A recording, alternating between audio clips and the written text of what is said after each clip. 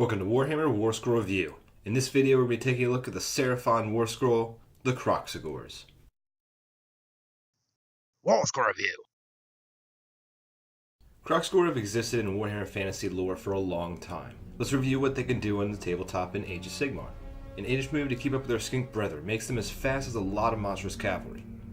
4 wounds and a 4-up save makes them again comparable to other monstrous cavalry. Bravery 10 will keep these models from accidentally losing a model to a high battle shock test, which is a threat to many other monstrous cavalry units. Kroxigor have 3 weapons, always armed with their vice-like jaws, and they have the option between the Drake Bite Maul or the Moonhammer. The Moonhammer is more or less a special weapon for the Kroxigor, as only 1 in every 3 can take it. Kroxigor jaws are some of the strongest amongst Seraphon models. Decent hit and wound values, and Ren 1. In addition, Kroxigor have an interesting special ability that triggers on a 6 to wound. Both you and your opponent roll a die. If the Seraphon player rolls higher, the attack does mortal wounds equal to the difference between the 2 scores. Otherwise, the attack does no damage. This is kind of a trade-off ability, but it's costing the player a Ren 1 damage 1 wound, so it is probably the better option. The Kroxigor's Drake Bite Maul, the unit's basic weapon, has 4 attacks, damage 2, and a 2-inch reach, but no Rens, so they can't be too heavily relied on. The Moonhammers are the real draw. They attack every enemy model within range of them, with the same stats as the Mauls, but Ren 1. This means the hammers are best used against larger units, and also means the Kroxigors with the Moonhammers should be positioned in the front of the rest of the unit. Kroxigor come on 50mm bases, which is slightly less than 2 inches in diameter, so as long as everything is in base contact, Kroxigor fight in 2 ranks. Kroxigor's final special rule is Energy Transference, allowing them to reroll wound rolls of 1 when they are within 3 inches of skink units. These models start in units of 3, and a maximum sized unit can include up to 12. They're slightly costly at 160 points, which means a maxed out unit is over 600 points. For all these points, you'd hope to be taking out some big tough opponents. Unfortunately, most of their attacks come with no rend, and the ones that do are not good against the elite models. This means Kroxigor are actually best suited for destroying hordes of enemies. Kroxigor should be making the most of their high movement by staying around skinks and ensuring combats they want to join. There are a few synergies with Kroxigor besides skinks in and outside of a Seraphon Allegiance army. Like every other Seraphon model, Kroxigor benefit the most from skink priests. Rerolling saves is always really powerful, and rerolling run and charge rolls with an 8-inch movement unit makes them pretty fast.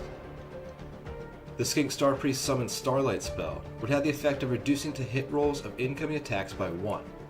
The Star Priest can also cast Mystic Shield, either of which would increase the Kroxigor's defenses, but Mystic Shield would probably be a bit better paired with a Skink Priest to reroll a 3-up save.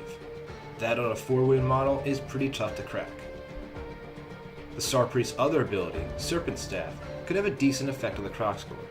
Honestly, I wish this vague rule would just be fact already, but as it stands, you could technically argue that this works with the Kroxigor's Steel Trap ability. If the Seraphon player wins the Steel Trap roll-off after triggering the ability, Serpent Staff could double the mortal wound damage done to the enemy. Let me know in the comments what you think about this ruling. The Saurus Astrolith Bear would likely have the biggest offensive boost for the Kroxigor, allowing them to reroll to hit rolls. The Slant Starmaster has a few abilities to offer Kroxigor as well. Their Celestial Configuration ability can offer rerolling 1s to hit, or adding 1 to charge rolls. The Slant's Command ability would allow them to fly and reroll save rolls in the shooting phase, meaning the Slant has an aptitude for increasing their mobility. With Seraphon Allegiance abilities, the Slant would have access to their unique command traits. The best that can be offered to the Kroxigor is Vast Intellect, allowing the Slant to cast the Skink's signature spells, including Summon Starlight. The Slant also has Light of the Heavens available to it. This spell could be used to mitigate battle shock tests when fielding a larger unit of Kroxigor. As far as the other Seraphon command traits and artifacts go, there's not much to offer the Kroxigor. The one that may be worth it paired with a large unit of Kroxigor is the Coronal Shield. Stick this on a Saurus character that can stay by the Kroxigor for ensuing combats. This item could subtract 1 from enemy units' hit rolls, pairing well with Summon Starlight. The shield could be equipped to a hero mounted on a Carnosaur or a Cold One, or even an Old Blood to offer its command ability. The ability would give Kroxigor an extra 3-inch move in the hero phase, though this would have the downside of making it difficult for the old blood to keep up. Also in a Seraphon Allegiance, the Kroxigor would have access to Lords of Space and Time. Since they are so durable and have decently sized bases, it may not be a bad strategy to teleport them forward in a line to block the rest of the Seraphon force. Outside of a Seraphon force, an Archmage would have quite an effect over the Kroxigor. The model's spell, Elemental Shield, would bestow them with a second chance to stop wounds or mortal wounds on a 6. This further increases the model's durability, and in a perfect world, combined with Celestial Rites, Summon Starlight, Coronal Shield, Mystic Shield, and Elemental Shield, a unit of Kroxigor would be -2 to hit with a 3-up rerollable save, and then have another chance to save on a 6. But now you're investing half your army into a unit of Kroxigor, so this is likely not the most efficient way to go. Likely one of the best ways to optimize a large unit of Kroxigor is within the Thunderquake Star Host.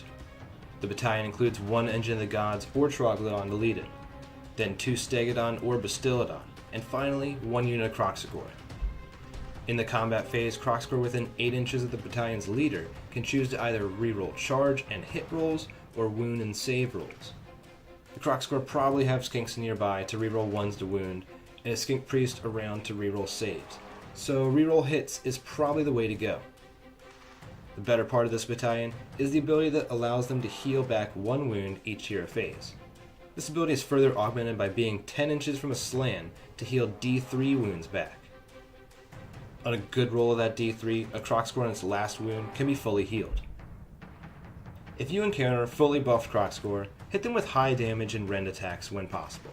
Alternatively, you can just throw some durable screening tar pit at them and it will likely lock them up for a bit.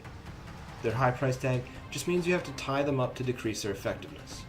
Kroxigor obviously have a few avenues to enhance their abilities and are not confined to a Seraphon army.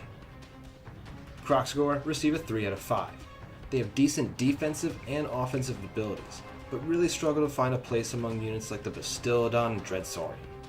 If Kroxigor were a bit cheaper, they'd be more worthwhile. What do you think of the Kroxigor?